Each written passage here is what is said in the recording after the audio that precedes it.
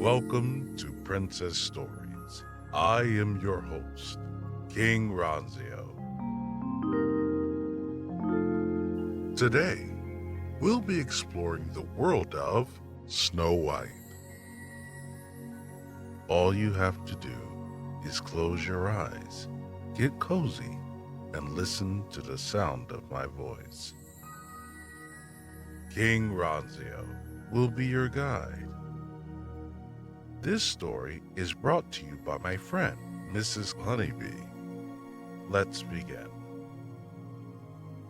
Tonight, you're looking forward to curling up in a nice cozy bed and getting a good night's sleep. You just finished spending a magical day with Snow White and her 7 dwarf friends. You baked delicious apple pies and danced with each of the dwarves. It was a blast, but now you're so tired that you can hardly keep your eyes open. Take a slow breath in through your nose, then breathe out through your mouth. Snuggling deeper into the bed, your body slowly relaxes. The quilt is soft and warm. The pillow is perfectly fluffed and comfy under your head. Occasionally, the wind blows and Snow White's cottage creaks in the dark. Before you know it, you're fast asleep, only to be woken by a loud squeal. Immediately, you sit up in your bed. What was that noise? You hold your breath and look around, but you don't hear anything else. Did you dream that scream? You take a slow, deep breath in through your nose, then breathe out through your mouth. Your heart is beating way too quickly to fall back asleep, so you climb out of bed. The floor is cold beneath your toes.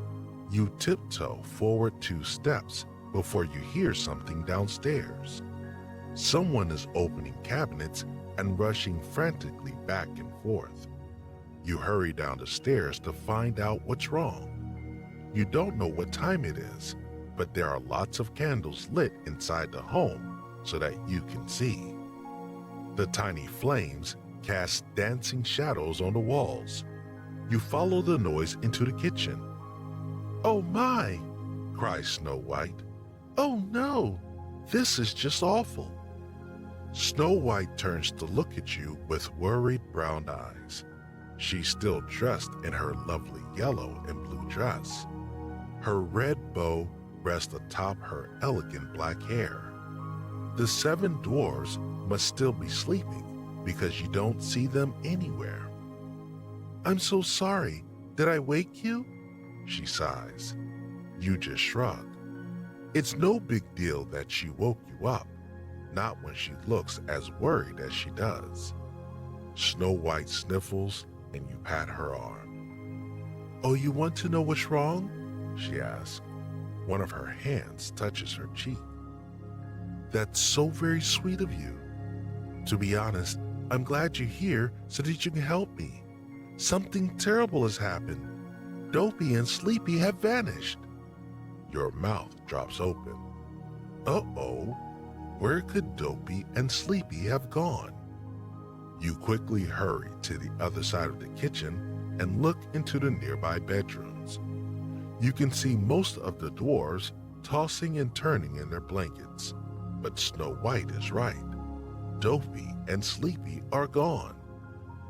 "I saw them getting ready for bed," explained Snow White, "but then when I went to check on them, they had disappeared. I'm very worried.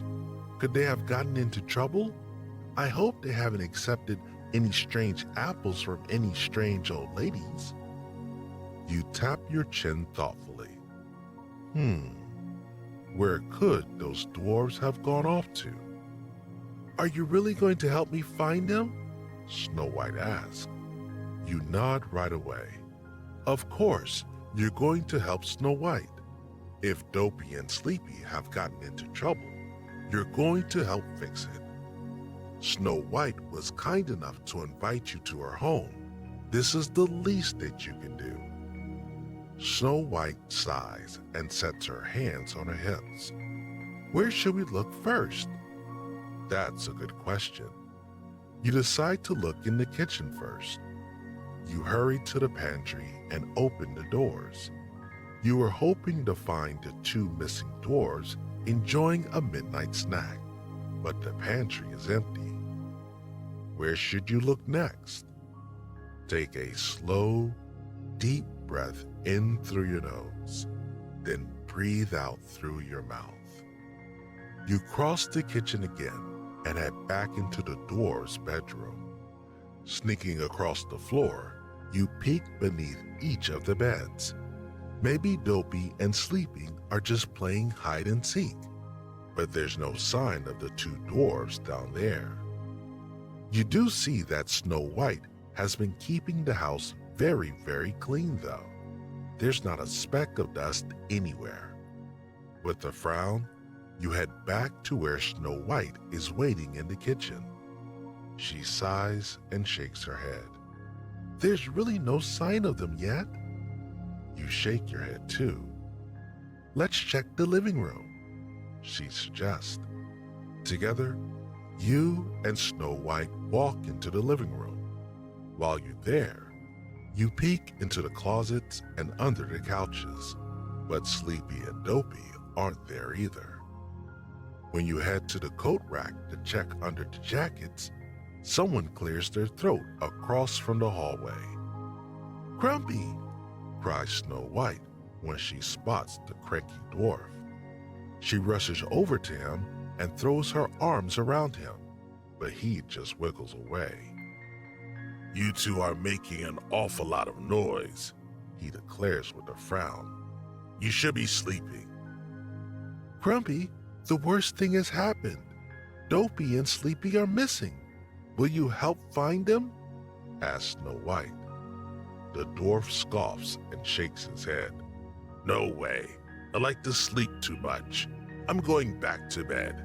If you two are going to make this much noise, you need to go outside. Outside, cries Snow White. She turns to look at you. We haven't checked there yet. Come on. You push open the front door and step out into the grass.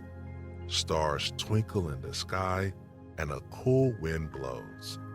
It's going to be morning soon, you realize, because the sky is getting lighter and lighter. The sun will rise soon. Suddenly, you hear a strange noise coming down by the river. Someone is snoring. You and Snow White rush toward the sound. There are Snow White's missing friends. Dopey and Sleepy are both snoozing happily away in a hammock. They've been asleep the whole time. When you run up toward them, the two dwarves crack open their eyes. Good morning, says Sleepy with a big yawn. You must have fallen asleep out here. We wanted to look at the stars. Dopey laughs and nods. Giggling, Snow White hugs them both. I'm so glad that you're safe. We should celebrate with a breakfast picnic. You nod eagerly along. You might still be a little tired, but a picnic with Snow White and the 7 dwarves will be the perfect way to start your day. That's the end of our story. I can't wait to see you again. King Ronzio, over and out.